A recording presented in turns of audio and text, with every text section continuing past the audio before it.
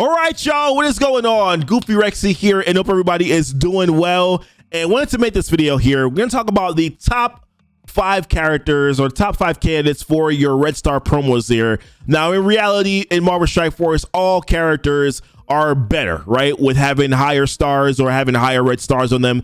That is no issue whatsoever. But from a resource management perspective, which characters should you try to seek out to put red stars on? We're going to talk about the top 10 candidates in the game, and of course we have our honorable mentions as well that we're going to talk about on this list. Now this list is going to be in no particular order. I'm going to say that right now. It's going to be in no particular order. We have them favorited here, and some characters are higher power level than others, but let's dive into this list here. Let's talk about the first character that is on this list, and it is going to be my guy here, Captain America Sam. Captain America Sam.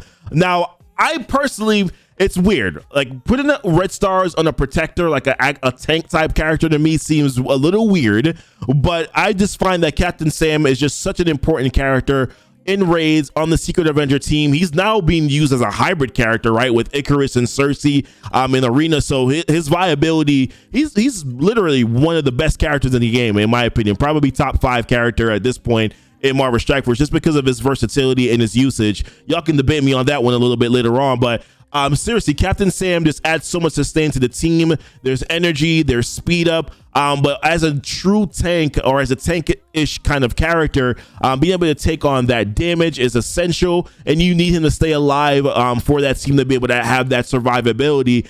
So those red stars are really important on him. And on top of that too, he can do some decent damage as well, because if you're using him in raids with Sharon Carter is going to give him offense up whenever he takes a turn. So having higher reds there too as well does help him to do a little bit more damage. So survivability, tankage, all of that, really good and useful to be able to have Captain Sam and put in some red stars on him. I just recently promoted him to 5 red stars. No regrets whatsoever. In my opinion, I love Captain Sam as a character that one of your top targets here for your red star promos. Now, next character on the list, Obvi. Probably the biggest damage dealer in the game, or one of the biggest damage dealers in the game here, Castro. I don't really even think I really need to explain anything about Castro, to be honest with you. She's that dynamic, she's that impactful.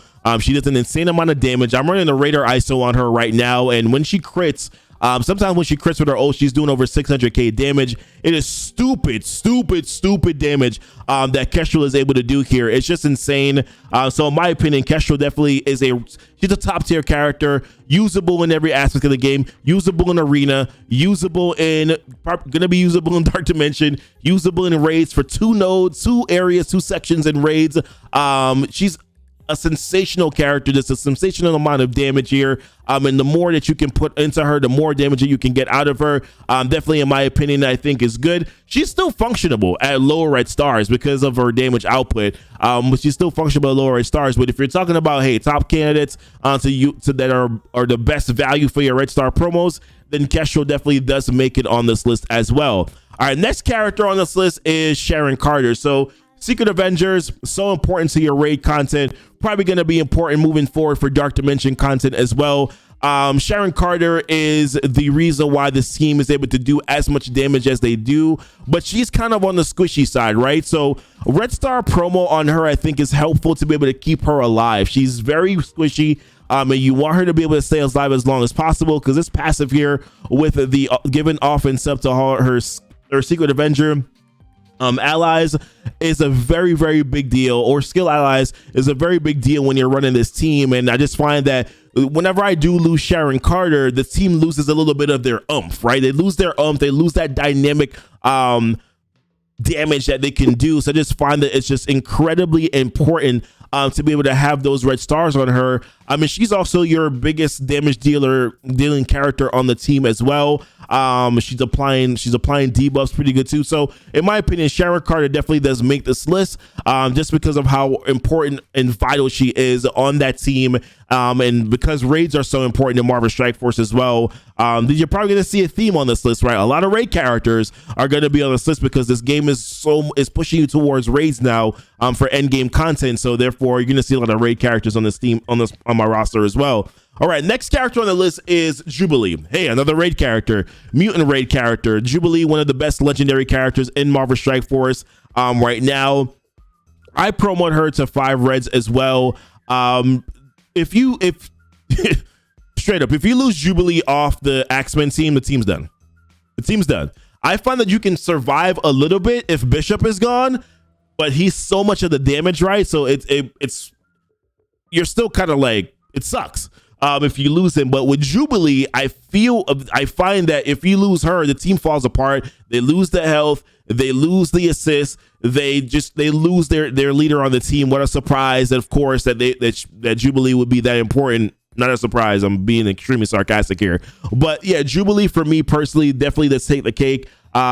You need her on the team. You need her to survive. You need her to be there. If she falls apart, I mean, it's just incredible. And of course, she's a Dark Dimension character as well. She's a raid character. So having higher reds on high-end late game content characters is very important in my opinion. So that's the reason why Jubilee's on this list. All right, next character on this list is Maria Hill, Secret Avenger character again. You can't lose anybody in Secret Avengers. I'm going through this list right now and I'm like, dude, you can't lose anybody in Secret Avengers, right? You can't lose Maria Hill because you lose your healing. Like, she is your healing, right? Like, she is the reason why your team gets a little bit more sustained. She's the reason why your team can, so like Sharon Carter doesn't get deleted or ShangChi gets deleted in these Doom raids, right? It's Maria Hill. So I think getting higher reds on her is really important. I have 5 reds on her right now and I'm loving it. I can't wait to be able to fill out this yellow star on her so that I can get 6 reds on her as well. This is really largely important, the massive healing that she can bring to that team. If you lose the healing from this team with her, it just doesn't, you're not going to be able to get through the content as much as you need to. So really what we're saying is that all these Secret Avenger characters, because of this raid content, you definitely do want to be able to get some higher red stars on these characters as well. All right, next character on the list is going to be Bishop. What a surprise, another Axeman, another raid character as well. Bishop is really your only your damage dealer on your Axeman team in raids, and if he's not doing enough damage with his ult, if he's not doing enough damage with the special ability, if he's not surviving the raids, then ultimately you're not going to have a good time. You're not going to be able to complete these nodes. Characters are going to get deleted. Your other characters are going to get deleted on a regular basis here. So Bishop just has he's a stat. He needs the red stars in order for him to be able to do and carry out that damage. I was very lucky to get good red stars on Bishop, and I've never had a reason to promo him. I wouldn't mind getting that 6 red star on him. Obviously, of course, some of the other characters I think will take a little bit more precedence than Bishop right now, just because of where I am in these raids. I'm doing the mutant raid nodes, the mutant nodes last, which is the reason why I haven't gotten them to 3 ISO blue 3 as of yet, or even level 85 as of yet. But I know from doing the content that you really need to be able to have Bishop here as well. So if you lose that damage, man, you need stats on Bishop. You need stats on Bishop. If you don't get stats on him, he's not as effective. You want to have those red stars. He's really the only damage dealing character that you have on the X-Men team. So he definitely shows up on this list for me here as well. Deathpool. Next character, Deathpool. Like I said, there's a trend, right? Raid characters, but also Deathpool is being used right now with some in some like hybrid comps with the Eternals right now that have just been released in Marvel Strike Force. Yeah, you need some good reds on her. I don't think that there's a way that you're going to be able to delete characters the way that you want to with her passive ability proccing if you don't have the high red stars on her. She's a damage dealing character. Yes, she can clear debuffs. Yes, she can off herself. Yes, she can apply debuffs to the enemy team. But really, ultimately, you want her there to do damage. And if she doesn't have the stats to do the damage at this high-end content in these Doom 2 raids, I'm going to be honest with you, I find, and maybe it's because I haven't built up Deathpool to level 80 and gear tier 15 yet, because surprise, surprise, miasma is a damn problem. I have enough right now to bring her up, I think, but I'm not sure.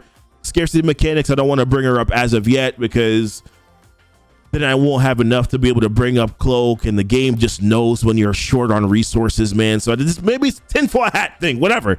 But once I probably get her to level 80 gear tier, get her 85 gear tier 15, we'll probably start doing a little bit more damage. But I definitely think that right now, for the content that we're currently doing, that, you know, bringing her up to those higher gear tier levels will help. But even more so, having the red stars on her too. Like if you have her at 4 red stars, she'll perform fine, but you're gonna get a lot more usage out of Deathpool once you get that 5th red star on her. So eventually we'll get her up to gear tier 15. We're not doing the mystic raid nodes as often. We're usually, that's right before the mutant raid nodes. So we're kind of holding off on her right now, putting a little bit more investment into our Secret Avenger team. But like I said, red stars for me with Deathpool are very important as well. And next character on the list, ShangChi. This man is a beast. This man is a beast. This ultimate, the devs have already said it's an overtune ultimate. This is turn 1 delete, right? This is turn 1 delete. This man is just insane with his damage, and having the higher reds on him just makes him that much better, in my opinion. I think right now, you know, I'm working with him in these as a hybrid team. I'm using him with Omega Red, Icarus, Cersei, in the arena format, and it's like his turn 1 just claps cheeks. I don't know what else to say, man. The turn 1 freaking just claps cheeks, and I don't know what else to say about it. He's another one of my gear tier 15 candidates as well. That we're going to be bringing up. I haven't brought him up yet because I was clapping cheeks with him here, but being that we're going to be using him in arena, I'm looking forward to being able to fill out these red stars. So I pulled some good red stars on him, but not able to use them yet. But just because of Shang-Chi, the damage that he's able to do, a lot of the other stuff that he's able to do in his kit too is really helpful. Speed bar reduction, speed bar manipulation is also solid as well. But he's a damage dealer, and damage dealing characters typically do better at high red stars. I've seen him perform at 6 red stars with members that are in my alliance, and they're like, listen, dude, I upgraded him in 6 reds. I have absolutely 0 regrets whatsoever doing it because of just how much damage he outputs. So yeah, Shang-Chi definitely on my list is another one of those characters to use your red star promos on. And then these next 2 characters here, secret new warrior characters as well, hybrid characters for arena with Icarus and with Cersei, but even more so, they're big damage. And what they can do when you have high red stars on them is that they can completely delete, right? Delete characters in these Mystic Doom Raid nodes, and then you leave Deathpool basically to clean up the scraps, right? They're just, the higher red stars that you have on these characters, the better that they're going to perform. Dagger is the bigger damage dealer on the team. Cloak is a little bit more of the control of the team and with the offense downs and all that on all of his kit. But with Cloak, once you lose Cloak, the team has no chance. I mean, really, I think Cloak is probably more important. Although he's not the biggest damage dealer on the team, I think Cloak is even more important to keep alive because you just lose so much once Cloak dies, and he's such a very squishy character as well. Granted, like I said, we're kind of going to be working him up to gear tier 15. I'm going to be putting some more T4s into Cloak as well, but I just find that without having Cloak there, the higher reds, the higher yellow stars on him, if you can get them, definitely does help with this team sustainability in some of this Doom Raid content. So definitely for me, because they're so important for raids, because of the tandem that they are, you need that damage, you need them together. I definitely think that they're on this list here as top red star promo characters or top promo red star candidates as well. All right, so we do have some honorable mentions that we wanted to talk about on this list. And I'll talk about the reason why they were left off the initial list here. So we have Doom. That one's obvious. These dark promo credits didn't make sense to put them on the promo list.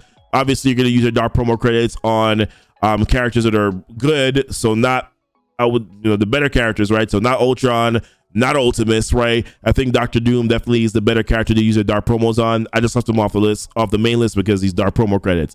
Silver Surfer's in a weird spot for me. I feel like Silver Surfer is like amazing, right? I love what Silver Surfer does, but he's in a weird spot for red promos for me right now. He's not a red promo recommendation just because I don't think that you need to. I think you want to at least have him at a bare minimum of 5 reds to do end game content, but I don't know if you need him because of all these other characters now that take a little bit more precedence. Cloak, Dagger, Deathpool, Castro, like these other characters that seem to hold a little bit more weight and more value. I think Surfer at 4, even maybe 5 reds is fine. I don't know. He just didn't make the list for me, and I kind of just left him off a little bit here.